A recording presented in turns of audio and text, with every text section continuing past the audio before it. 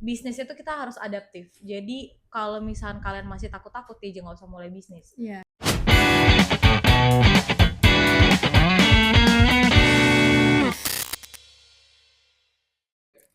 Halo Citizen, selamat datang di Opsagara, obrolan santai Himagara bareng aku, Anissa Sofa Askia. Gak kerasa banget, ini udah masuk ke episode 2 Opsagara. Tentunya hari ini aku gak sendirian, aku ditemani sama Mbak Afifa dan juga Mbak Melda. Halo. Hai. Apa kabar Mbak? Terima kasih banyak sudah menyempatkan waktu untuk datang ke Opsagara. Baik, alhamdulillah. Pasti lagi sibuk banget gak Mbak? Gak terlalu. Iya. Lagi UAS juga gak sih Mbak? Tapi UAS aku pengen take home. Dan kita udah selesai, alhamdulillah. Alhamdulillah. Udah semester 6. Jadi benar. mungkin gak terlalu sibuk. Iya, nggak terlalu sibuk. Udah kuliahnya udah agak santai. Iya, Betul. betul. Iya. Nah, Citizen mungkin aku sedikit kenalin sama bintang tamu kita hari ini. Jadi di sini ada Mbak Afifa. Aku panggil Mbak Ipeh aja boleh? Boleh. Iya.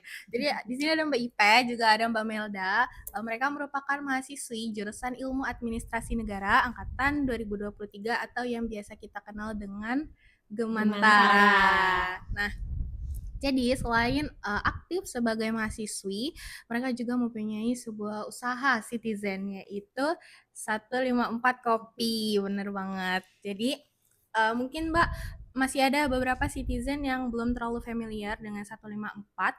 Boleh dong Mbak diceritain secara singkat dulu 154 Kopi itu sebenarnya apa?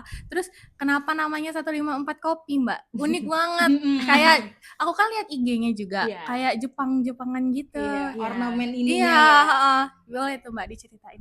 Oke. Jadi sebenarnya 154 itu usaha pertama serius kita berdua partneran. Jadi sebenarnya 154 tuh lahir karena awalnya karena kebiasaan basic sebenarnya. Karena pas itu aku tuh sering nyatet keuangan bareng Pipeh. Kan kita bareng terus tuh. Sering nyatet keuangan, terus kita ngeliat kok ada lonjakan expenses ya, dan expenses itu always kopi gitu. Makanya di situ kita ngeredam expenses ini, kita racik-racik aja sendiri yuk kopinya gitu. Terus karena kita sering ngeracik-ngeracik itu sendiri, itu udah lama banget, kita memang suka ngeracik-ngeracik kayak gitu. Dan akhirnya ada satu resep yang kita ngerasa dari PP duluan tuh awalnya, udah yuk jual aja gitu. Cuman di situ kita belum yakin. Jadi 154 tuh sebenarnya lahir karena itu. Terus kita berdua tuh bisa partneran karena kita ngerasa kita tuh udah bersama-sama gitu dari kita SD. Kita udah temenan lama. Kita juga. Iya, kita sama-sama asalnya di Lampung Tengah. Terus di rumah kita di Lampung Tengah itu juga deketan. Terus kayak Bipeh masuk akselerasi, gue juga masuk akselerasi gitu. Itu yang bikin kayak banyak momen-momen yang kita merasa always dipertemukan gitu loh. Makanya oke, kita partneran di sini dan lahirlah usaha 154 ini. Dan karena kita doyan ngopi, makanya juga jadi kopi ya Pak ya. Iya. Benar. Makanya itu tadi 154 tuh sekilas itu kalau cerita di baliknya. Kalau misalnya sekarang 154 tuh kita ada di Jalan Lada.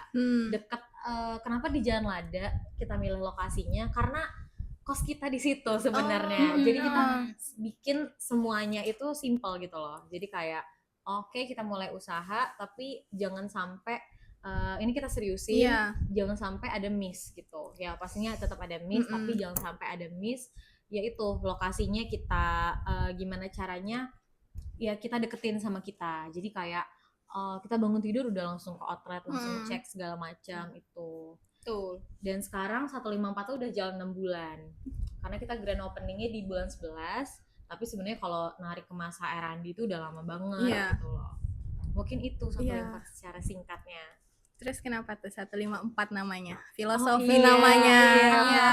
Jadi waktu itu kita tuh kita berdua tuh kan bingung ya namain apa. Kalau misalnya usaha-usaha lainnya kayak misalnya kita jualan online atau apa tuh gampang namainnya, simple. Cuman karena ini yang benar-benar harus kita branding, jadi apa gitu kan. Nah, gue sama Pipeh tuh suka numerologi Cina.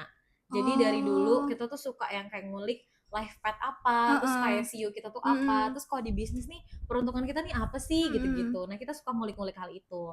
Terus kita waktu itu kita mau namain nama sebenarnya, cuman kita mikir kayaknya udah rame juga gitu loh. Kenapa kita nggak namain angka aja sesuai sama apa yang kita suka juga gitu loh. Dan saat itu makanya namanya 154 itu karena angka 1 dan 5 itu bagus. Secara peruntungan kita bagus, secara dalam bisnis juga angka 1 dan 5 itu bagus. Tapi angka 4-nya tuh sebenarnya nggak bagus. Jadi kalau misalnya angka 4 dalam numerologi Cina tuh dia tuh penyebutannya hampir sama kayak kematian. Jadi biasanya paling dihindari gitu. Cuman kita mikirnya apa ya? Kayaknya dalam semua hal tuh pasti ada jelek, ada bagusnya gitu. Kita kalau hidupnya terang terus, kalau hidupnya bersinar terus ya apa ya? Keausan juga gitu kan. Jadi kita butuh kayaknya kita balance sama makanya jadi namanya 154 karena menurut kita ya angka 1 itu baik, angka 5 itu juga baik yang artinya harmonisasi, tapi ada angka 4-nya gitu yang berarti ya kita tetap harus balance hidupnya. Pasti ada aja problem, ada aja masalah, tapi kita di backup sama angka 1 dan 5 itu gitu. Makanya namanya 154. Dari filosofinya aja udah deep banget, dah sedalam dipikirkan secara matang-matang banget untuk filosofi namanya. Oke. Terus aku kan temenan juga sama Mbak Ipe dari SMP, SMA ketemu terus, cuman emang nggak sekelas gitu. Terus sempat jualan album juga Mbak Ipe kan, ya kan. Nah terus tuh memang berarti dari dulu emang suka jualan gitu ya? Iya, aku kilas balik ya. Sebenarnya aku sama Melda juga dari SD sebenarnya. Dari SD suka jualan. Tapi jualan yang kecil-kecilan nih. Waktu dulu kalian tahu nggak sih yang slime?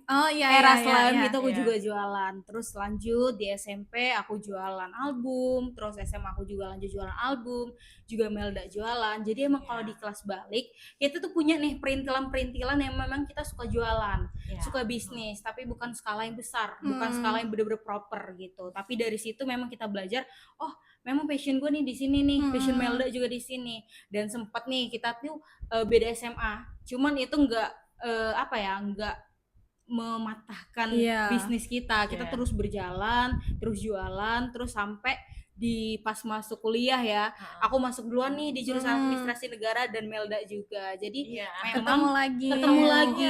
Jadi memang nggak tahu ya semesta kayak menyatukan kita terus sampai kita memang bener-bener oke, kita yakin kita memang temenan memang untuk bisa nih ngejalanin bisnis yang bener-bener proper, yang bener-bener kita pikirin dari hulu ke hilir, dari jauh-jauh hari, dari R&D.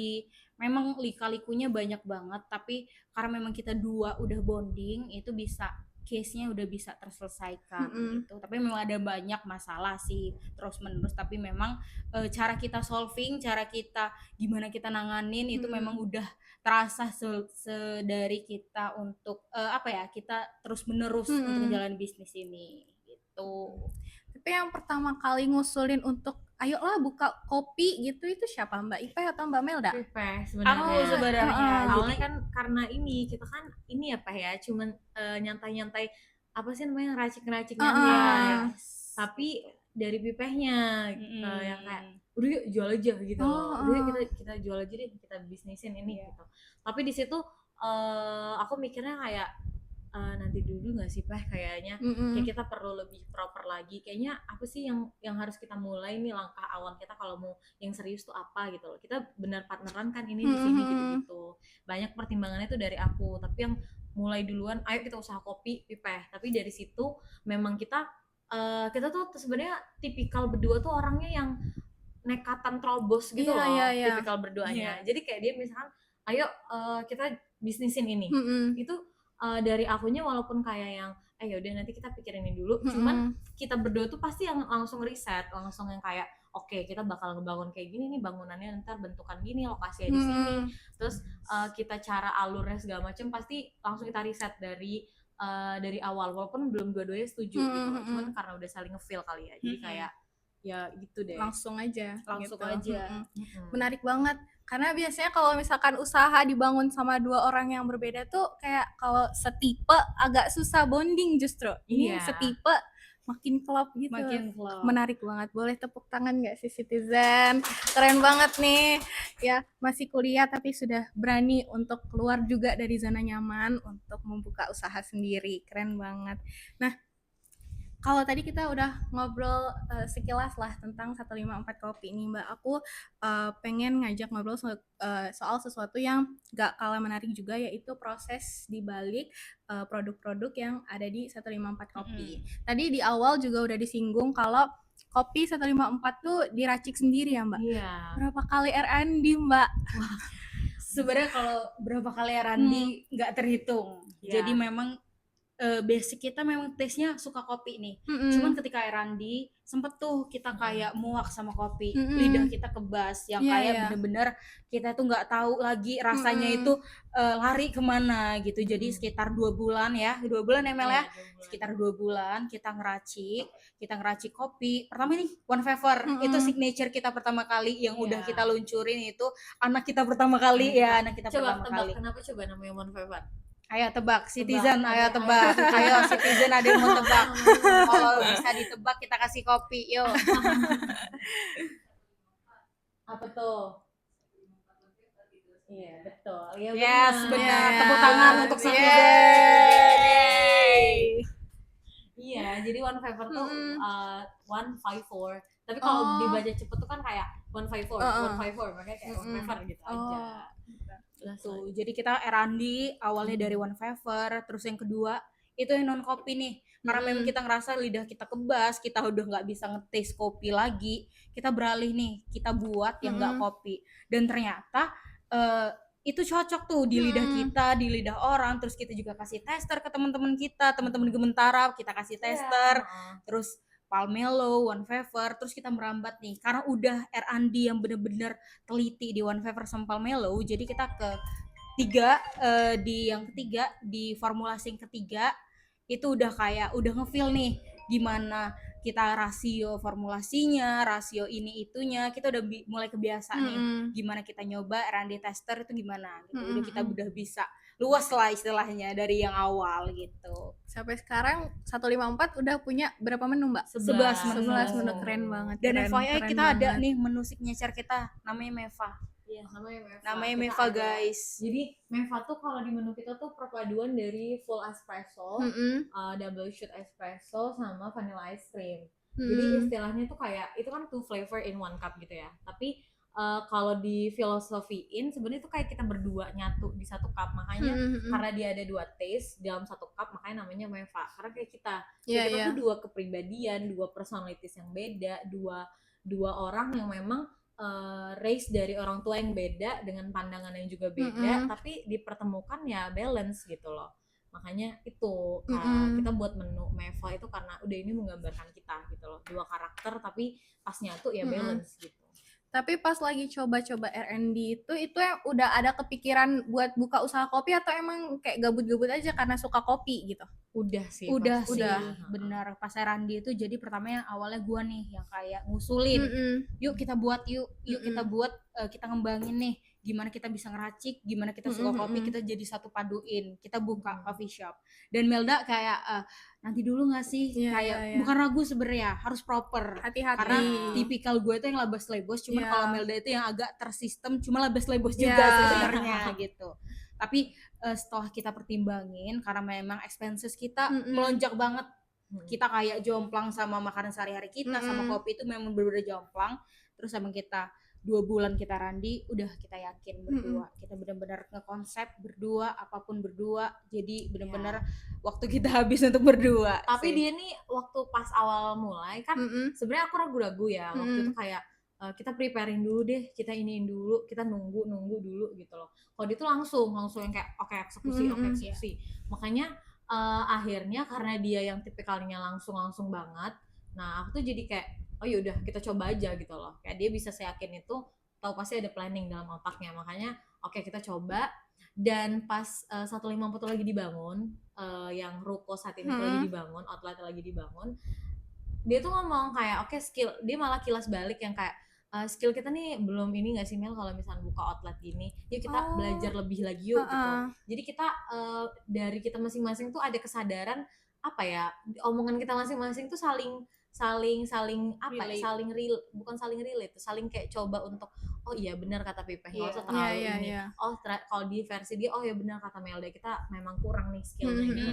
Makanya sebelum 154 tuh jadi, kita kan sering tuh ikut event-event. Iya. Sebenarnya tujuan kita ikut event-event itu bukannya oh kita mau jualan, bukan apa, enggak, kita pengen ngelihat gimana sih kira-kira kalau misalnya kita terjun ke lapangan langsung tuh gimana, kita nge-handle kru kita tuh gimana, terus ada problem-problem apa aja sih. Jadi karena kita nggak bisa belajar itu dan nggak punya waktu untuk belajar hal-hal kayak gitu lebih dulu, jadi kita ikut event itu salah satu halnya gitu loh. Jadi kita ikut, kita lihat, oh ternyata pas di lapangan nih bisa aja formulasi itu berubah ya karena ada ininya, bisa aja mesin sealer tuh gini ya gitu-gitu. Ada hal-hal yang kita pelajarin karena kita keluar gitu, karena kita memang ikut-ikut event itu. Dan makanya kalau di outlet pas awal-awal jadi kita nggak terlalu kelabakan karena kita udah start terbiasa duluan dari event-event itu, cara nge-handle krunya. Kita kan belum pernah juga ya nge-handle kru gitu segala macam. Kita juga masih mahasiswa yang usianya juga masih 19-20 pas tahun kemarin. Jadi kayak dan kru kita tuh jauh lebih tua. Jadi gimana gitu kita nge-handle-nya dengan apa ya? Dengan istilahnya skill yang kita miliki yang mungkin pada saat itu tuh belum terlalu fasih gitu. Jadi kan bisa aja di underestimate nantinya. Makanya itu kita kayak oke, kita belajar. Kita nggak bisa buka-buka aja, kita nggak bisa walaupun nekat, kita tetap harus ada planning, harus proper gitu. Tapi dari percobaan-percobaan itu pasti ada masanya gagal total nggak Mbak? Iya, banyak kok. Banyak menu yang akhirnya nggak kita keluarin ya Pak ya. Karena sebenarnya R&D itu banyak. Jauh banget gitu dari ekspektasi. Iya, apalagi kalau misal masalah teknis nih, aku kan yang ngurusin masalah teknis gitu. Kalau kita bulk order nih, kan ada tuh pesanan-pesanan yang kayak banyak, skalanya 50, 100. Cuman karena memang kita dari awal itu memang bener-bener basic kita yang belum fasih banget, jadi gatot dan di luar di luar kendali kita memang ada gitu, kayak misal kita kelebihan apa sampai kita nggak keluarin itu gitu. Menu-menu juga nggak kita keluarin karena memang kita selalu ngerasa kita harus do the best nih ngeluarin menu ke orang-orang, ke customer gitu. Itu sih. Nah, dari pengalaman gagal gatot itu, menurut Mbak kegagalan dalam sebuah eksperimen itu termasuk kerugian atau investasi untuk lebih berkembang tuh Mbak? Oke. Dari kamu sebenarnya kalau misal kegagalan itu sebuah kerugian atau investasi, aku milih investasi. Karena memang aku sama Melda itu kebanyakan belajar dari kegagalan, dari kita gimana kita solving sesuatu yang benar-benar di luar ekspektasi kita. Jadi misal di suatu case nih kita ikut event, cuman kita karena baru pertama kali kita ke customer, jadi kita kayak kelabakan gitu. Jadi memang benar-benar di hari keduanya kita belajar nih gimana kita serving ke customer, gimana kita ngendalain customer gitu. Jadi memang kegagalan itu adalah suatu koreksi untuk diri kita sendiri dan untuk improvisasi kita di saat itu juga. Dan hal-hal kayak gitu tuh bisa kita solving di kemudian harinya gitu. Jadi memang benar-benar investasi dari kita itu adalah sebuah kegagalan, memang benar, karena itu cara kita untuk improvisasi sebenarnya dalam bisnis kita itu. Kalau dari aku sih memang investasi ya pastinya, karena sebenarnya kalau masa R&D istilahnya nggak di copy aja gitu, di baking, dimasak, di bidang apapun tuh pasti perlu R&D. Dan kalau misalkan gagal ya wajar, namanya itu kan R&D dan kenapa investasi, karena menurut aku bahkan kalau kilas balik dari menu-menu kita yang gagal itu tuh sebenarnya jadi kayak IP juga buat 154 ini. Jadi istilahnya misalnya kita tuh mau ngeluarin menu salah satunya matcha sama coffee, kombinasi matcha sama coffee waktu itu, dan udah ada namanya, udah ada resep formulasinya segala macam, tapi pas udah mau launch kita ngerasa kayaknya ini belum bisa deh kita jual karena masih ada yang kurang, kayaknya masih bisa kita benerin gitu loh. Dan in the end karena menu itu nggak jadi keluar, kita lebih fokusnya ke matchanya doang dan kita lebih fokusnya ke kopinya doang, dan itu lebih bikin dari kegagalan di yang matcha kopi tadi bikin si matcha sama si kopi kita jadi lebih perfect istilahnya bagi kita ya, lebih fix lah untuk kita launch, untuk kita fokusin gitu. Makanya menurut aku sih pastinya masalah apa sih namanya yang terbuang-buang, R&D, bahan-bahan yang terbuang, uang juga yang kebakar, itu investasi sih, karena kita memang nyari experience-nya di situ, kita nyari balance. Itu kan pasti butuh yang namanya butuh yang namanya apa ya, gagal dulu baru ketemu yang bagusnya. Oh, gagalnya di sebelah sini, kita bagusin sebelah sini, ternyata sebelah sini nih yang udah kita bagusin masih kurang juga, oh kita tambah improvisasi dari ini. Itu kan kita nggak akan melalui proses itu kalau misalkan kita nggak R&D gitu loh. Makanya itu investasi ke diri kita juga. Iya, betul banget. Menarik banget, ternyata di balik segelas kopi yang kita minum itu banyak banget proses trial and error yang harus dilewati ya Mbak. Nah tapi kalau dipikir-pikir tantangan dalam menjalankan usaha itu tentu nggak hanya menciptakan produk-produk ini aja gitu. Nah aku jadi penasaran nih Mbak, kan Mbak ini juga mahasiswa gitu kan, jadi harus membagi waktu antara kuliah juga antara kerja gitu, ngurus outlet gitu. Gimana sih Mbak cara time managementnya? Oke, sebenarnya kalau ngomongin time management biar kita nggak kelabakan nih, karena kan memang figuring kita tuh mahasiswa, berdua mahasiswa yang masih ngejalanin perkuliahan, organisasi, dan juga memang kita tiba-tiba muncul bisnis. Jadi 3 yang harus all in nih dalam satu waktu gitu. Jadi gimana cara kita ngebalance-nya? Pertama emang agak nggak kaget. Karena dari awal kita memang cuman kuliah dan organisasi terus ditambah bisnis. Dari awal kita kaget, terus kita ngecoba untuk untuk ngecocokin nih, kita time management kita rombak. Kita kayak memang kita buat jadwal-jadwal yang memang untuk supaya kita nggak kelabakan. Jadi memang kita udah ada pos-posnya. Jadi kuliah udah ada posnya, organisasi, dilanjut bisnis, dan istirahat juga itu harus perlu loh untuk kita. Jadi memang bener-bener udah kita create sedemikian rupa, dan kita memang suka kayak dari finance tadi kita create, dari lain-lain hal tuh kita create gitu. Jadi memang di pos-posin aja, jadi memang untuk biar kita gak kelabakan juga, jadi harus ada waktu-waktu yang memang kebagi gitu untuk sehari. Iya, kalau untuk time management sih iya benar, kita awal-awal tuh beneran yang kayak shock gitu loh, kayak aduh besok kuliah, terus tuh ada kegiatan, kalau aku ruang pangan gitu kan, ada kegiatan ruang pangan, terus kayak sedangkan ini 154 nih mau event gitu-gitu tuh kelabakan banget pastinya. Cuman sembari berjalannya 154 kita udah mulai nemuin ritmenya, kayak oh kita nggak bisa, jujur ya, kita namanya manusia ya, nggak bisa semua itu kita perfect dalam perkuliahan, kita perfect dalam bisnis, kita perfect dalam community, kita perfect. Dan kita juga butuh istirahat, kita butuh family time, kita butuh juga waktu-waktu lain gitu ya untuk diri kita.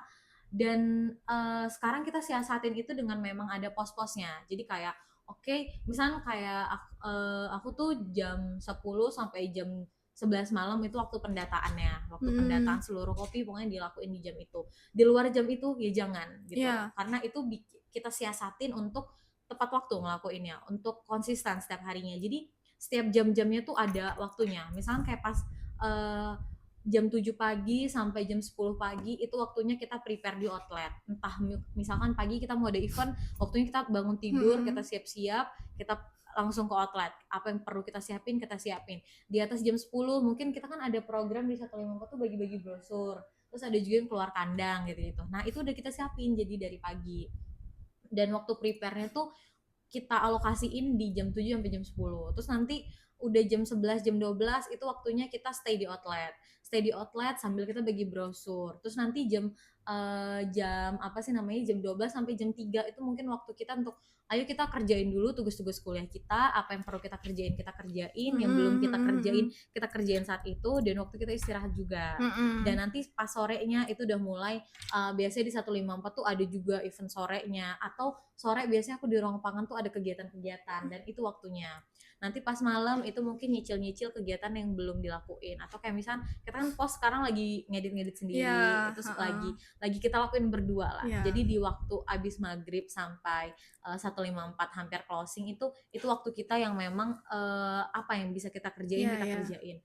Jadi apa ya, memang ada pos-pos waktunya gitu loh. Dan kita sekarang tuh udah makin ngerti, kayak nih misalkan ada dulu tuh kita tipikal yang ngerjainnya tuh borongan.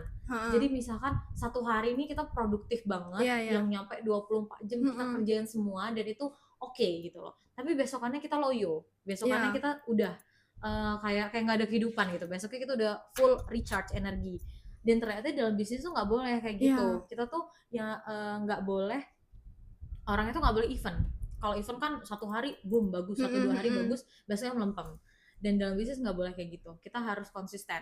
Walaupun kayak everyday-nya cuman one step, two step, tapi dilakuinnya tiap hari gitu loh. Itu yang berusaha lagi kita bangun. Karena habit kita yang dulu beda banget sama yang sekarang. Makanya walaupun awalnya agak kaget, itu yang kita siasatin tuh bagi pos-posnya. Kayak di outlet kita punya aturan untuk enggak nongkrong di outlet kita sendiri sampai jam 11-12 malam. Sampai di atas jam 12 tuh kita udah nggak usah ke outlet lagi. Karena nanti kalau misalkan kita ngerasa cara kita biar konsisten itu tuh bikin diri kita tuh ngerasa nggak bosan. Dan kalau misalkan deh kita di outlet tuh udah 6 bulan kan buka. Setiap di 6 bulan itu kita tiap hari nih di outlet sengaja sampai jam 2, jam 3 di outlet. Lama-lama tuh bosan, yang bikin kita nggak konsisten. Mending kita batasin, walaupun kita masih pengen juga kadang ngobrol di outlet sendiri gitu-gitu segala macam, masih pengen ada yang ngobrol. Cuman udah, kalau udah waktunya jam 11, udah kita geser langsung ke atas gitu loh. Karena ya itu kita ngehindarin rasa bosennya. Nanti kalau misalkan udah bosen tuh menurut kita susah untuk kita ngembaliin ke performa awal gitu. Jadi mending kita udah bagi pos-posnya, terus juga kita siasatin untuk apa ya, berusaha untuk ngehindarin semua semua hal-hal yang ada change untuk bikin kita bosan gitu loh. Itu Berarti memang padat banget jadwalnya ya, dan juga time manajemennya harus benar-benar konsisten. Karena kalau misalkan nggak konsisten ya nggak bakal jadi juga sih. Benar. Dan aku rasa ketika seseorang itu menjalani proses-proses tadi, banyak tantangannya, dan pasti ada hal yang berubah dong Mbak dalam dirinya gitu. Nah semua yang membangun 154 Kopi, selama membangun 154 Kopi, apa sih Mbak hal yang berubah di dalam diri Mbak gitu? Kalau untuk aku pribadi ya, kita kan ada bener-bener, kita kan memang dua orang yang beda. Jadi hal yang bener-bener ngerubah aku tuh hal-hal untuk menunda gitu. Dulu aku kalau dilihat-lihat, memang aku tuh suka nunda-nunda dan suka kayak terlalu apa ya, nunda-nunda suatu hal sampai kayak mepet deadliners gitu. Jadi benar-benar suatu hal tuh aku kerjain kalau memang udah tenggatnya. Begitupun juga dengan hal-hal yang di luar bisnis aku gitu. Jadi aku di bisnis ini ngerasa kalau semua hal itu kita tunda, semua problem solving itu kita tunda, itu akan menjadi besar gitu. Itu akan kayak mengular, dan memang hal-hal di bisnis itu harus kita selesain saat itu juga. Karena ketika kalau bisnis itu berjalan, kita memang harus benar-benar siap, kita harus benar-benar proper, dan kita harus benar-benar suatu hal itu kita persiapkan dengan secara matang gitu guys. Jadi hal-hal habit-habit aku yang jelek kayak menunda suatu hal itu keubah dari bisnis ini. Jadi bisnis itu aku dihadapin oleh masalah-masalah, langsung aku solvingin, langsung aku bener-bener langsung aku hadepin, Melda hadepin. Jadi udah kelar seketika. Jadi kalau misal bisnis yang di saat ada masalah nggak kita segera kita solvingin, itu akan kayak ngefek ke hal-hal lainnya. Misal di teknis itu akan ngefek di keuangan, akan ngefek di penjualan di hari itu. Jadi memang bener-bener ada sangkut pautnya gitu, dan memang hal-hal yang kayak gitu emang harus aku singkirin. Habit-habit yang menunda gitu tuh harus emang aku singkirin di dalam bisnis gitu. Kalau dari Mbak Melda? Kalau dari aku sih di 154 ini kan aku sama Pipe sebagai leadernya. Tapi menurut aku yang dulu tuh kayaknya aku tuh belum mencerminkan diri sebagai leader gitu. Jadi yang semenjak 154 yang berubah kayak oke, cara pandang kita berdua sih. Dulu tuh kita berdua tuh apa ya, masih beda cara pandangnya pokoknya. Kayak kalau sekarang kita ngerasa kita ada responsibility, kita leadernya di sini. Mau ini arahnya kemana, jalan bisnis ini kemana, itu tergantung kita berdua gitu loh. Dan gimana kita bisa jadi leader yang oke di 154, jadi leader yang good, ya dengan kita mencontohkan yang baik juga gitu loh. Sedangkan untuk mencontohkan yang baik, kita juga harus jadi baik juga gitu kan. Dan itu yang berusaha kita lakuin sekarang gitu loh. Jadi kayak oh dulunya nih aku sama Pipet tuh tipikal orang yang kalau abis bangun pagi itu tidur lagi. Iya. Salah satu contohnya itu Iya. aja, abis bangun pagi itu tidur lagi. Tapi sekarang tuh kita coba untuk ya abis bangun udah, karena kita perlu manajemen waktunya juga yang tadi kan Iya. berkaitan. Jadi kayak kalau abis bangun ya langsung kita prepare untuk diri sendiri. Mau abis bangun tuh udah prepare diri sendiri. Mau nggak turun ke outlet dulu deh, mau sekedar kayak scroll TikTok bentar tuh ya udah nggak apa-apa. Yang penting ready gitu loh. Jadi pas kru kita datang ada problem apa, ada apa, dan kita tuh rutin untuk ngelakuin briefing tiap pagi. Jadi briefing tuh bukan selalu kayak marah-marah, bukan selalu yang kayak nasehat, enggak ya. Kita briefing tuh kayak gimana nih menurut kita ke kru itu jujur kita dekat. Jadi kayak ini gimana ya, kayak untuk hari ini kita bikin seru-seruan gitu. Jadi kita rutin ngadain briefing. Terus kalau misalnya ada problem apa, karena kita coba untuk stay nggak tidur lagi tuh kita ngerasa gitu loh manfaatnya, kayak ada problem apa langsung kita eksekusi, langsung kita selesain gitu loh. Dan itu sih mungkin yang berubah, cara pandang kita juga berubah. Kalau dulu aku sama Pipet tuh kayak masih kekanak-kanakan juga ya, masih yang ada problem dikit kita masih belum terlalu kenal juga sama diri masing-masing waktu itu dalam bisnis ya. Tapi kayak mungkin kalau aku tuh kadang tuh aku suka lambat gitu loh, kadang aku suka yang pelan segala macam, dan Pipet tuh yang kayak bener-bener cepat gitu ya. Dia yang cepat, yang langsung eksekusi, dan kadang juga ada yang berantakan dari situ. Tapi kalau aku kelambatan, kadang juga ada yang miss opportunity di situ. Makanya itu yang kadang kita coba, kalau misalkan aku nuntut kok Pepe cepet-cepet banget sih, ya udah nyantai aja, kita prepare pelan-pelan, kan nanti salah kan di pandangan dia. Terus kalau misalkan di sisi aku lambat banget sih ngelakuin apa gitu segala macam, ayo langsung eksekusi aja cepet, mau gagal atau berhasil terserah, itu kan perbedaan pandangan kita berdua. Tapi makin kesini kita makin coba untuk ngertiin satu sama lain juga gitu. Misalkan kita sekarang pun udah tahu ya Pak ya, misalkan kayak Pepehnya tuh lagi apa, aku tuh udah tahu harus tindakannya gimana. Misalkan akunya lagi kayak gimana, Pepehnya juga udah tahu. Jadi kayak sebisa mungkin sekarang itu kita mencontohkan untuk jadi leader yang kompeten lah gitu. Bukan mencontohkan aja, tapi memang kita dari diri kita harus kompeten gitu. Menarik banget Citizen, karena yang berkembang itu bukan cuma usahanya aja, tapi pribadinya juga ikut berkembang banget gitu.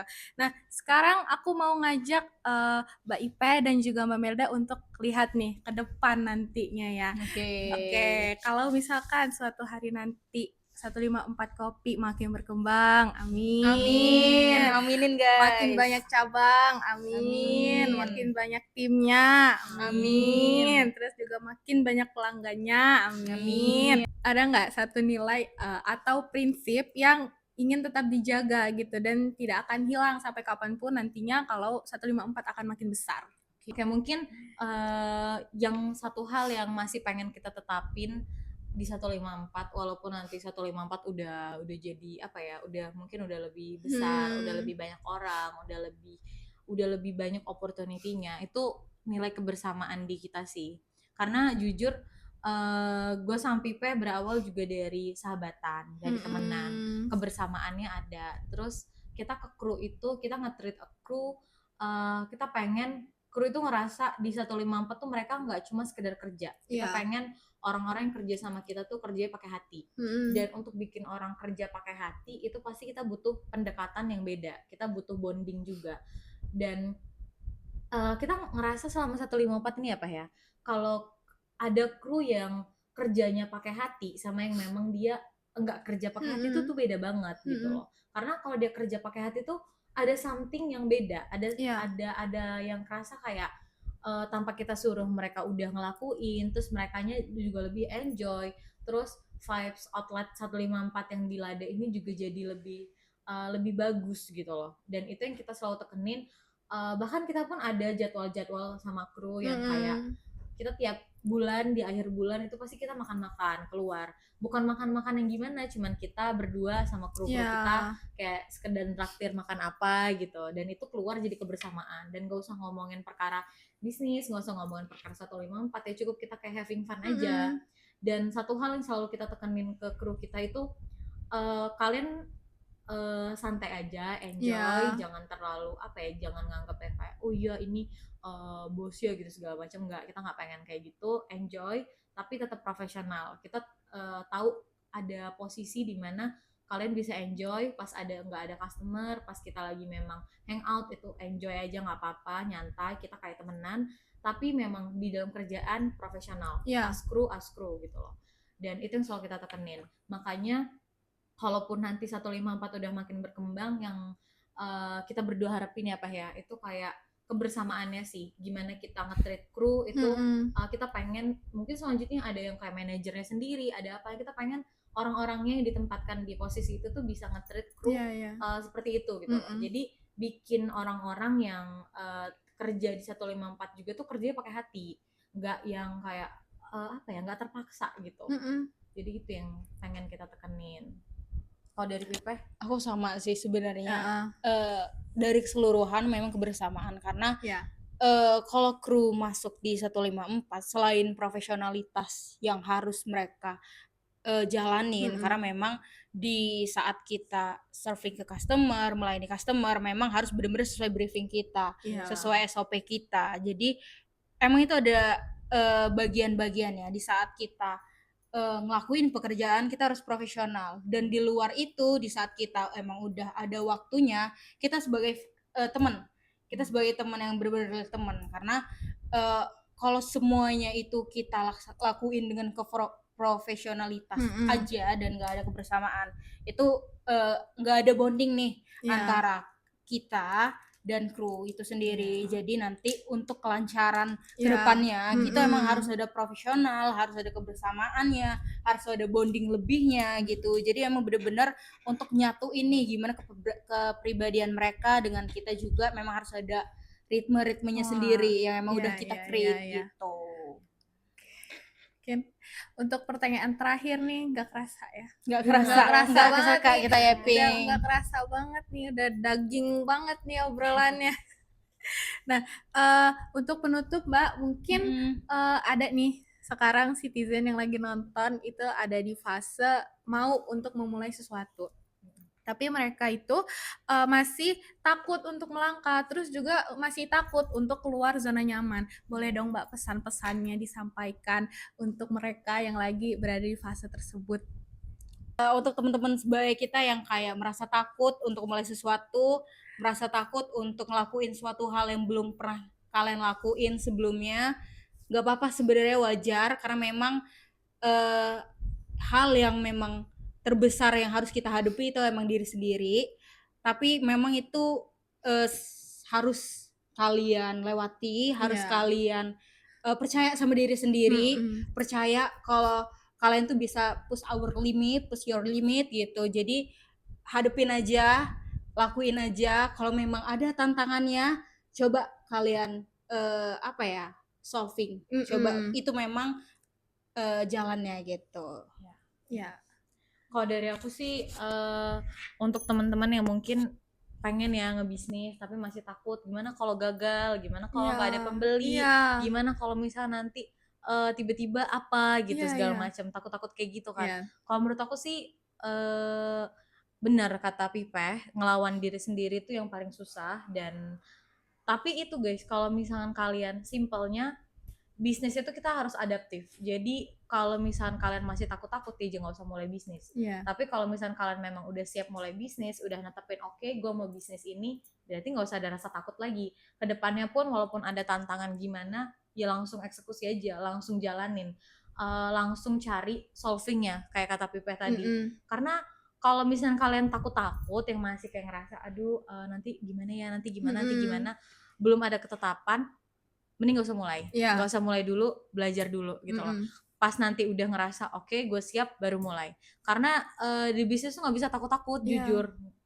Aku sama Pipeh ngerasa bukan belakangan ya, pas 154 jalan tuh kayak emang di bisnis tuh kita beda, hal-halnya tuh beda gitu loh, yang gak bisa kita jelasin juga. Makanya kalau masih ada rasa ragu, masih ada rasa takut, jangan mulai dulu, tapi kita educate diri kita sendiri dulu, biar kayak oke, gue siap untuk bisnis, gue siap untuk nanti kalau ada apapun gue ngerasa siap.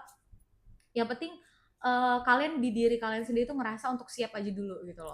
Kalau misalnya udah ngerasa siap, ya mulai aja. Tapi kalau misalnya belum, ya nggak usah dulu. Tunggu sampai siap atau belajar sampai siap dulu, itu Iya, aja. iya. Bagus banget. Inilah Citizen, dengarkan pesan-pesan yang sudah disampaikan oleh wirausaha sukses kita ini ya Citizen. Amin. Guys, by the way Amin. kita bentar lagi buka di Unila tahu. Oh my god, so Jadi kalian excited stay tune ya, stay tune, Oh my stay Ntar tune. mampir-mampir ya kalau anak Betul. negara nanti kita kasih diskon. Oh my god. Negara jangan lupa mampir di 154 Anak negara. Kopi. Anak negara.